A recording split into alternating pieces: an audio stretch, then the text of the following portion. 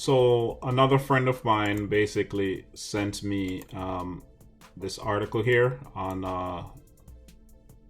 the late John Lewis. Of course, he passed away, huge civil rights icon. Let me read what it says here. So, in some Selma oppose renaming bridge for Representative John Lewis. So, growing calls nationally to honor the memory of Rep. John Lewis by putting his name on the Edmund Pettus Bridge in Selma, where he and other voting rights demonstrators were beaten 55 years ago, are being met with some resistance in the city. Some say renaming the bridge for the Georgia congressman would dishonor local activists who spent years advocating for civil rights before John Lewis arrived in town in the 60s.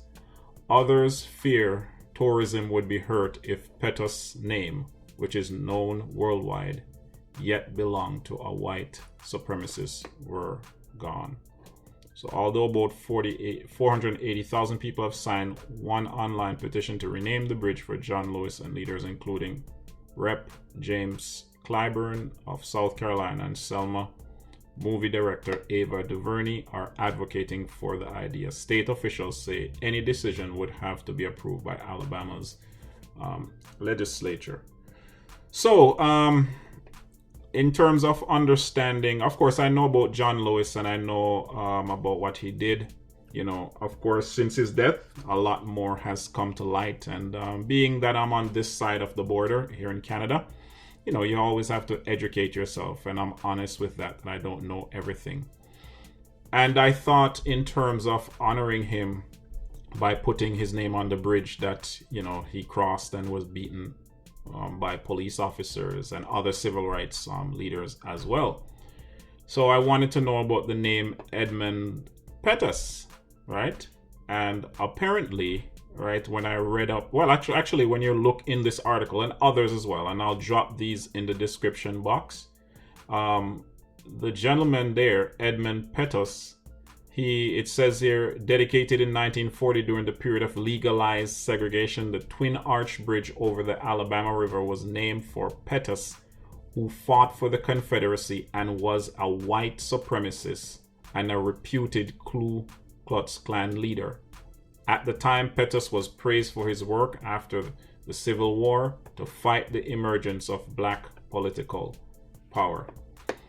So with that said, I now know who Edmund Pettus was, and I know who John Lewis was. And of course, I'm not an American, but I say this is a no-brainer to me. Change the name of the bridge to a person who fought for getting rid of racism and fought for racial equality. Right? Yeah, it's a no-brainer to me. If the man was a Ku Klux Klan, and by the way, you know, there are other articles here. It says here, great-great-granddaughter of Edmund Pettus wants bridge renamed, right? I'll drop these in the description box so you can read it for yourself. And this is from the Smithsonian. The Smithsonian. It says, who was Edmund Pettus? The march to freedom started on a bridge that honors a man bent on preserving slavery and segregation. You can read it all for yourself, but, you know, just wanted to comment on it. And yeah, this is a no-brainer. I think he, you know, definitely should be changed to the name of John Lewis. It's named after a racist. I don't... There's not much to say in terms of feedback here, but just wanted to offer my thoughts here. And like I said, my good friend sent me this article, so I wanted to say something on it.